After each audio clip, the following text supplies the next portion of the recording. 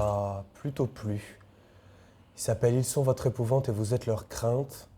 Et c'est un ouvrage de Thierry Jonquet qui est paru en 2006. Thierry Jonquet, c'est l'un des maîtres du roman noir en France. Et malgré qu'il soit décédé en 2009, il a remporté de nombreux prix, notamment le prix Mystère en 1999. Son plus grand succès, Miguel, qu'il sort en 1984, sera adapté au cinéma en 2011 par le réalisateur Pedro Almodóvar. Thierry Jonquet commence par des études en philosophie à l'université et exerce dans les services de gériatrie dans les hôpitaux. Il est très vite au contact de la mort, puis retourne dans l'éducation nationale, dans le domaine des neurosciences pour les élèves déficients, en banlieue. Il était déjà au contact de la mort et maintenant, il est au contact de la misère sociale. C'est dans toute cette énergie qu'il puise la force d'écrire des romans noirs et de devenir ainsi l'un des maîtres français du genre. Dans Ils sont votre épouvante et vous êtes leur crainte, on suit l'histoire de deux personnages principaux, Anna et Lagdar. Anna est une toute jeune prof au lycée de Certigny et Lagdar est l'un de ses élèves. Anna Doblinski est juive, mais elle cache sa confession, de peur des représailles des élèves, mais aussi des professeurs. En effet, il y a déjà eu un cas où une professeure juive, bien avant elle, avait dû poser une lettre de démission, non soutenue par ses collègues et harcelée des élèves. Elle finit au chômage. Anna s'installe donc dans la classe de Certigny, entre les caïds, les filles qui regardent la Starac et Lagdar. Et Lagdar n'est pas comme les autres. Lagdar écrit des bandes dessinées. Lagdar vient d'un milieu social très défavorisé. Son père passe la serpillière dans un hôpital psychiatrique. Sa mère est folle, internée en Algérie. Mais Lagdar surnage.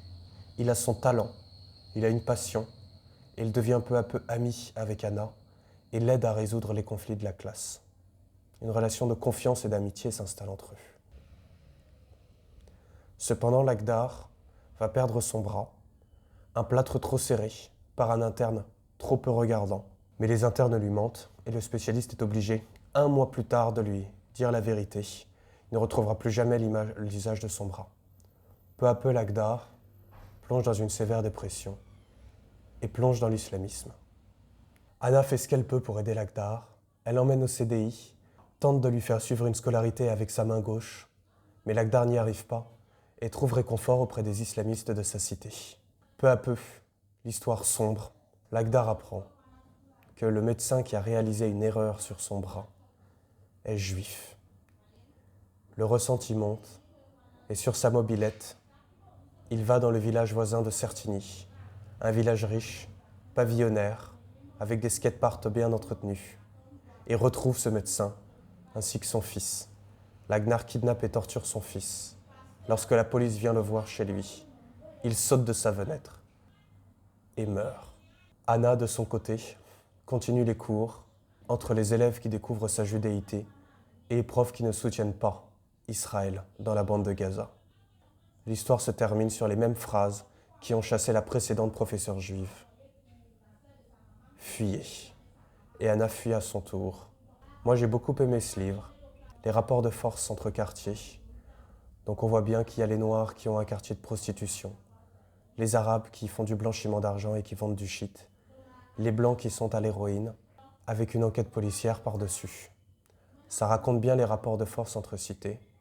Et ces quatre noyaux, la police, les Blancs, les Noirs et les Arabes, réalisent dans le crime une opération plutôt stable. C'est-à-dire que tout va bien, entre guillemets. Lorsque l'islamisme arrive, il se venge auprès des Arabes, qui sont des impurs, qui sont pleins de péchés, se venge auprès des Noirs, qu'ils détestent, qui ne partagent pas leur religion, tandis que la police se charge de faire tomber les héroïnomanes blancs au nord de Certigny. L'autre thème, c'est la tragédie.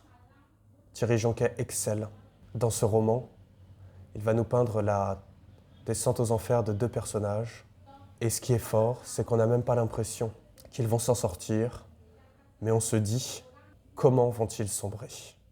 Et c'est plutôt ça qui est très fort. Et je lui mets 16 sur 20. C'est quelque chose qui me parle. Ça parle de quartier, il y a une petite enquête policière, ça parle de descente aux enfers.